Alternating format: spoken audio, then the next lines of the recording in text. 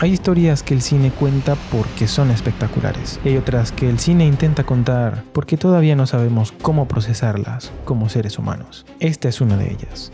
Imagina por un momento estar sentado en un avión. No hay música dramática, no hay cámara lenta, no hay presagio, solo el sonido habitual de un vuelo cualquiera. Personas leyendo, otras durmiendo, alguien mirando por la ventana sin pensar demasiado. Y de pronto, en cuestión de segundos, todo lo que daba seguridad deja de existir.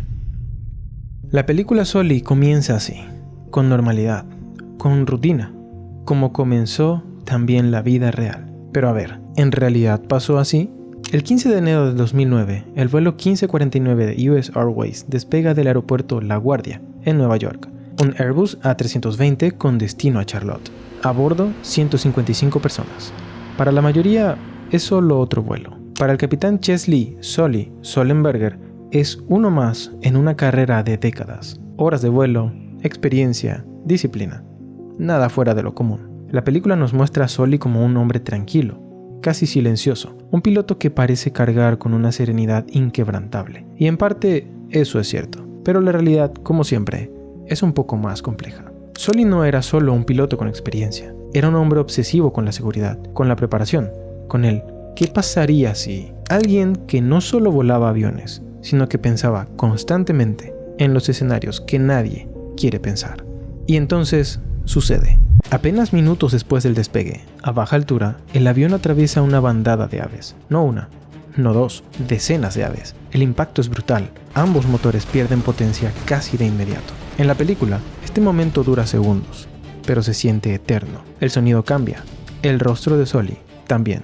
Pero aquí es bueno detenernos un momento para analizar esta parte de la historia.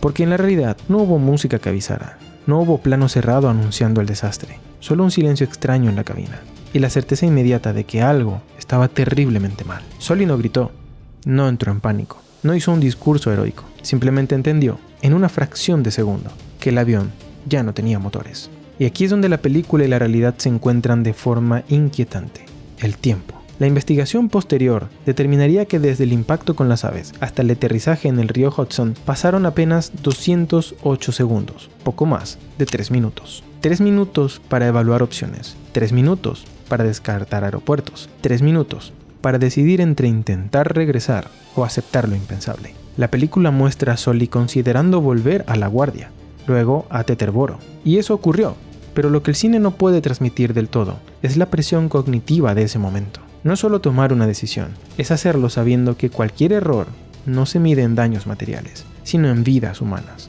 Aquí es donde muchos se preguntan, ¿fue intuición o fue entrenamiento? La respuesta real es incómoda. Fueron ambas cosas. Sully sabía, por experiencia, que un avión sin motores no se comporta como en los simuladores. Sabía que el tiempo de reacción humano, incluso el suyo, no es instantáneo. Y sabía que los márgenes que los modelos matemáticos daban como posibles no consideraban el caos real de una emergencia auténtica.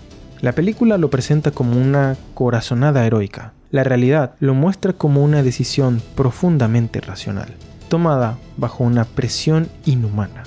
Y entonces, el Hudson, un río helado, en pleno invierno neoyorquino, una superficie irregular, barcos alrededor, ningún antecedente real de algo así en la aviación comercial moderna. Aterrizaje forzoso en el Hudson, dice Sully por radio. En la película, esa frase suena casi poética. En la vida real, fue una constatación brutal. El avión impacta el agua. No explota. No se parte. Flota. Y aquí ocurre algo que el cine suele pasar rápido. La evacuación. Porque salvar el avión no era el final de la historia. Era apenas el comienzo. 155 personas salen con vida. Algunas heridas. Muchas en shock. Pero todas vivas. La prensa lo llama milagro, la ciudad lo llama héroe, el cine lo inmortaliza. Pero aquí es donde la película hace algo interesante, y la realidad se vuelve todavía más dura, porque Sully no trata realmente del aterrizaje, trata de lo que viene después. Aquí es bueno detenernos para analizar esta parte de la historia.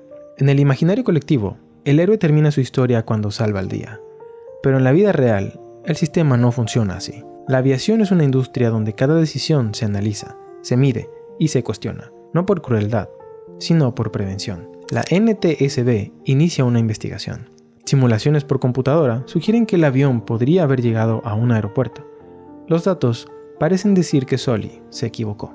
Y este es uno de esos momentos donde el cine se queda corto frente a la realidad, porque lo que se cuestiona no es solo una maniobra, es la legitimidad del juicio humano frente a los algoritmos. Es la diferencia entre lo que debería haber sido posible y lo que realmente era posible en ese instante específico. La película muestra a Sully enfrentando esto con una dignidad silenciosa, con frustración contenida, con una duda que se filtra en su mirada. Y esa duda fue real.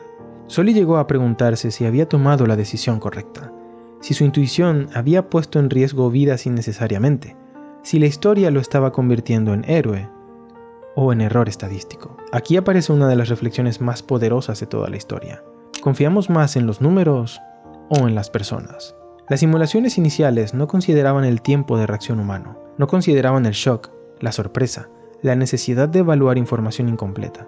Cuando esos factores se incorporan, la conclusión cambia.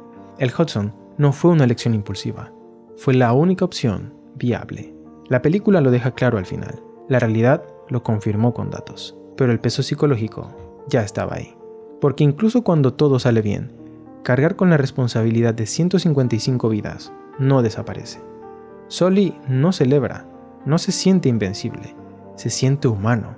Y quizá esa es la parte más honesta de toda esta historia. El cine suele buscar héroes infalibles. La realidad nos muestra personas que dudan, incluso cuando hacen lo correcto. El cierre de Sully no es un aplauso, es una reflexión. Una aceptación silenciosa de que algunas decisiones no pueden medirse solo en resultados, sino en contexto, experiencia y humanidad. Y aquí vale la pena preguntarnos algo, sin responderlo del todo. Si tú hubieras estado ahí, sin tiempo, sin margen, sin garantías, ¿habrías confiado en los números o en ti? Porque al final, más allá del avión, del río y de la investigación, Sully no es una historia sobre aviación, es una historia sobre lo que ocurre cuando un ser humano tiene que decidir y vivir con esa decisión para siempre.